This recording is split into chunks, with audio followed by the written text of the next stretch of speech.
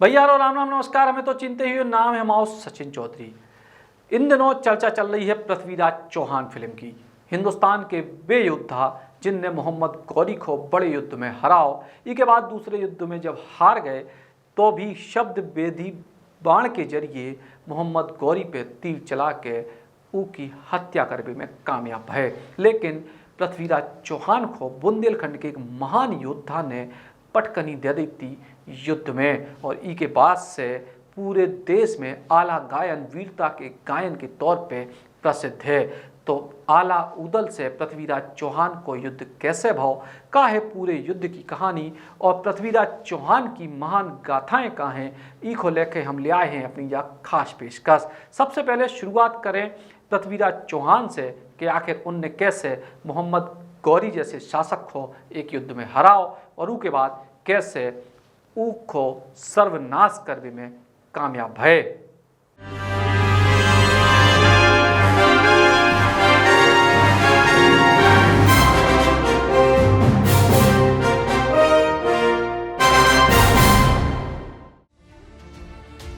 हिंदुस्तान के इतिहास में मोहम्मद गौरी और पृथ्वीराज चौहान के बीच लड़े गए दो युद्ध सबसे अहम साबित भये। काय के इतई से पड़ी हिंदुस्तान में मुगल साम्राज्य की नींव। आज के पाकिस्तान के इलाके में जीत हासिल करत भय मोहम्मद गौरी पंजाब तक पहुंच गए और पृथ्वीराज चौहान और मोहम्मद गौरी की सेनाओं में तराइन के मैदान में आमना सामना भाव।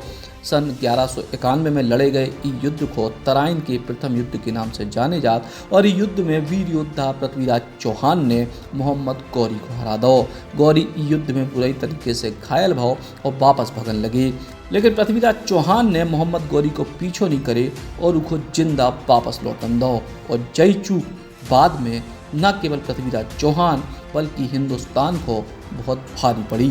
काय के हार से जलील भय मोहम्मद गौरी ने बदला लेने की ठानी और बड़ी सेना के संग 1192 में फिर आक्रमण करे।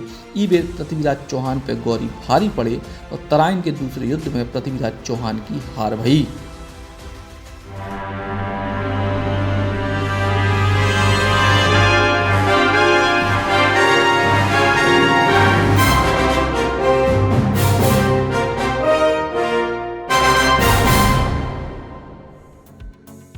कई जात के ई के बाद पृथ्वीराज चौहान को मोहम्मद गौरी अपने वतन ले गो और उनको अंधो कर दो। लेकिन ई के बाद पृथ्वीराज रासों के रचयिता चंद्रबरदाई ने मोहम्मद गौरी को पृथ्वीराज को शब्द वेदी कौशल देखवे कला ने मनाओ, और चंद्रबरदाई ने एक दोहा से पृथ्वीराज चौहान को ई बात को आभास दो कि मोहम्मद गौरी आखिर किते बैठी है। और जो दोहा तो 4 बांस 24 गज अंगुल अष्ट प्रमाण ता ऊपर सुल्तान है मत चूके चौहान, यानी मोहम्मद गौरी कितनी ऊंचाई पे और कौन जगह पे बैठे है इशारों में चंद्रबरदाई ने बता दो पृथ्वीराज चौहान को। और आंखों में बिल्कुल रोशनी नहीं होने के बाद भी पृथ्वीराज चौहान ने तीर चला के मोहम्मद गौरी को मार दो।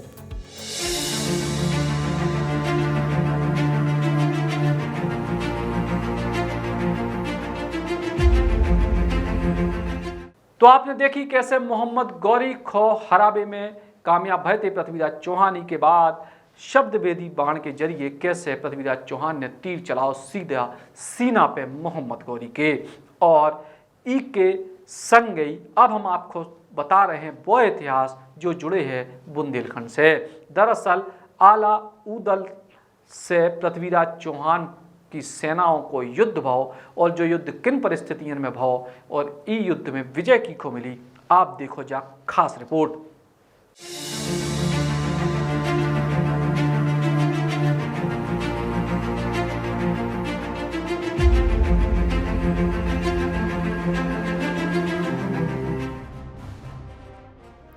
राजा परमाल्दी देव के शासनकाल में बच्छराज और जसराज दो वीर सैनिक थे। राजा ने बाद में जसराज को अपना सेनापति बनाओ। इन्हें जसराज के दो बेहद पराक्रमी बेटा भये जो आला और ऊदल के नाम से जाने जाते। ऊदल वीरता में अपने बड़े भाई आला की ही परछाई हते।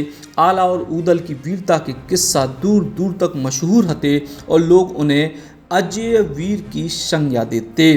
चंदेल सेना में जब जे शामिल भये तो सेना की शक्ति बेहद बढ़ गई और इनने कई लड़ाइयाँ जीत के साबित कर दो कि जे महावीर हैं।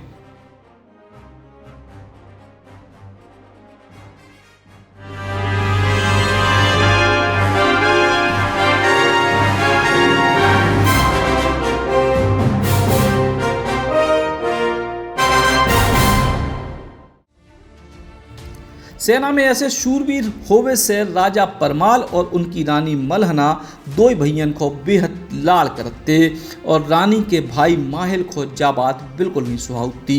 माहिल दो भाइयों के प्रति राजा को भड़कावे को काम करतो और एक दिन ऐसो ही मौका मिलवे पे उन्हें राजा की मदद से दो भैयों को देश से निकलवा दो। आला और ऊदल इतने शूरवीर हते कि अगर वे चाहते तो आसानी से राजा को राजपाट से बेदखल करके बुंदेलखंड की सत्ता हत्या लेते, लेकिन दो जनन की मातृभूमि और अपने शासक के प्रति इतनी श्रद्धा थी कि राजा के आदेश पे चुपचाप राज्य छोड़ के चले गए और कन्नौज के राजा जयचंद ने उनको अपने ते आश्रय दो। आला ऊदल के जावे से चंदेल सेना निस्तेज हो गई। ए बीच माहिल ने दिल्ली के राजा पृथ्वीराज चौहान को बुंदेलखंड पे आक्रमण करने को न्योता भेजे। माहिल के इस षड्यंत्र को पतो राजा परमाल के पुत्र ब्रह्मजीत को लग गयो और उन्हें राजा को पूरी सच्चाई बताई। इसके बाद राजा ने माहिल को भरे दरबार में अपमानित करे और ये अपमान के बाद माहिल ने पृथ्वीराज को फिर पत्र लिखे और बुंदेलखंड पे आक्रमण करने के लाने कही। पृथ्वीराज चौहान ने महोबा पे ऊटेम आक्रमण करे जब भुजरियों को महोत्सव कीर्ति सागर तालाब पे मनाया जा रहा हो। तो दिल्ली नरेश के आक्रमण को पराक्रमी चंदेली सेना ने जम के मुकाबला करे, लेकिन अपने शूरवीर सेनापति आला के बिना चंदेल सेना कमजोर पड़ने लगी। युद्ध के कारण महोबा में नरसंहार हो रहा तो और रानी मल्हाना ने दो शूरवीरों की मां देवलदे को करुणा भरो पत्र लिखे, जी को पढ़ के मातृभूमि की रक्षा के लाने सर्वस्व निछावर करने को पाठ पढ़ावे वाली माँ को हृदय द्रवित हो गया और उनने दो भाइयों को महोबा की मदद को जावे के लाने कही। जयचंद से इजाज़त लेके आला और ऊदल महोबा पहुँचे। पृथ्वीराज से लड़ाई के दौरान राजा परमल को बेटा समाजीत मारे गए और ब्रह्मजीत जब रण में उतरे तो पृथ्वीराज की सेना के हजारों हाथियों ने उनको अपने घेरा में ले लो। एक बीच में युद्ध में पदार्पण हो गए दो शूरवीर आला और ऊदल को। आला और ऊदल को अपने बीच पाके चंदेल सेना पुनर्जीवित हो उठी। आला और ऊदल को पृथ्वीराज से घमासान युद्ध भाव, उनने ब्रह्मजीत को मुक्त कराओ। दुश्मन पे कहर बन के टूटे ऊदल जैसे पृथ्वीराज के नज़दीक पहुँचे और उनको मार भी वाले हते, तभी पृथ्वीराज के सेनापति चामुंडा राय ने ऊदल के पीठ पे वार करके उनकी हत्या कर दी। ऊदल की मृत्यु की सूचना पाते साथ आला क्रोधित हो उठे। उनने दुश्मन पे प्राण घातक प्रहार शुरू कर दिए और अंत में पृथ्वीराज को पराजित करने में सफल रहे। इतना ही नहीं, अपने भाई की मृत्यु के प्रतिशोध में आला पृथ्वीराज चौहान को मारने वाले थे, तभी उनके गुरु गोरखनाथ आ गए और उनने कई के प्रतिशोध के लाने को की जान ले वो धर्म नहीं आ।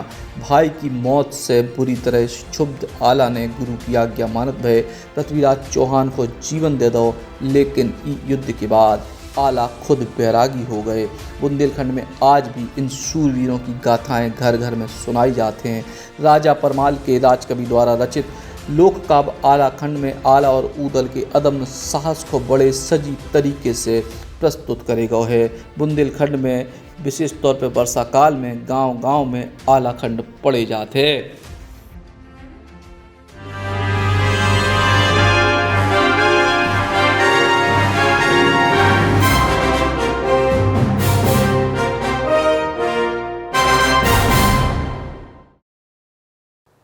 तो आपने देखे कैसे बुंदेलखंड के वीर महानायक आला ऊदल ने अपनी वीरता को परिचय दो और आला की वीरता के और शौर्य के गान तो आज भी आला गान के तौर पे पूरी दुनिया में प्रसिद्ध हैं और आला की वीरता आज भी बुंदेलखंड के लोगों के मन में बसत है।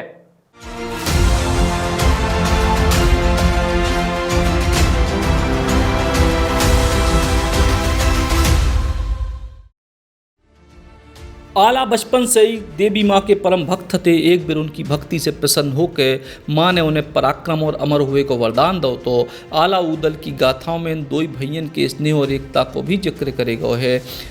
दो ही भैयन के बीच इतना प्यार और स्नेह तो कि जब भी एक भाई मुसीबत में पड़त तो दूसरो भाई उनकी ढाल बन के खड़ो हो जात। तो मान्यता जा भी है कि पृथ्वीराज चौहान की सेना ने जब हमला करे तो आला ने पृथ्वीराज चौहान से युद्ध के लाने बैरागढ़ में डेरा डाल लो। तो इतनी माँ शारदा के मंदिर में उन्हें पूजा करी।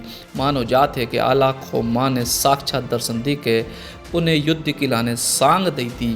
पृथ्वीराज चौहान को हरावे के बाद आला ने मंदिर पर सांग चढ़ा के उसकी नोक टेढ़ी करके वैराग्य धारण कर लो और इस सांग को आज तक को सीधो नहीं कर पाओ। लोग जो भी बताओ थे कि आज भी रात के 8 बजे मंदिर की आरती के बाद साफ सफाई होते और फिर मंदिर के कपाट बंद कर दे जात। जब सवेरे मंदिर को खोले जात तो मंदिर में माँ की आरती और पूजा करे जावे के सबूत मिलत। यानी आज भी मान्यता है कि माँ शारदा के दर्शन सबसे पहले आला उदल करत हैं। यही मान्यता है कि माता शारदा के दर्शन हर दिन सबसे पहले जी वीर योद्धा करत है, काय के उन्हें अमर हुए को वरदान है। और बुंदेलखंड के लोग मानत हैं कि आला आज भी जीवित हैं।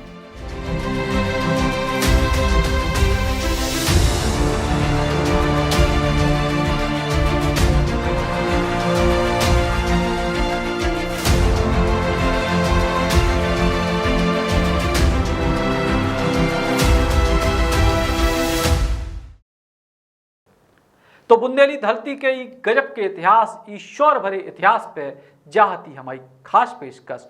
और हमने कोशिश करी कि आपको जोड़ें बुंदेली धरती के वीर किस्सों से।